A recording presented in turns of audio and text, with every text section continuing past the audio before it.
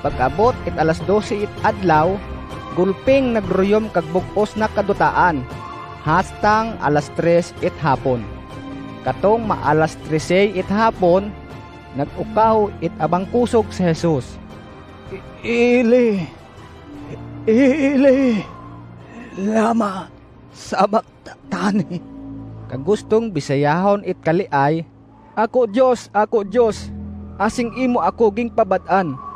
Pagkarungog kali it ibang mga nagtitinrog roto, panimati iyang nindro, ging aaya ba nida si Propeta Elias?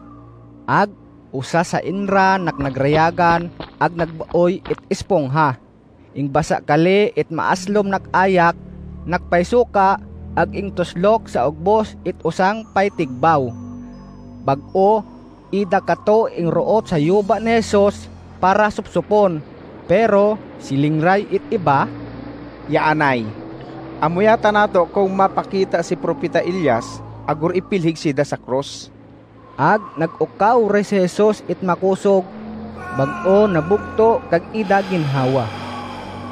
Katong oras rang kato, ityang gulpit gisi kag maramoy na kortina sa tunga it sagradong lugar et templo, tuna sa ibabaw hastang sa ubos.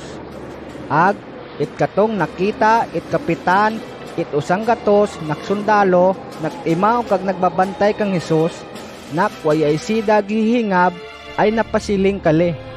Matuor nakgador, kaling tao ay anak it Dios.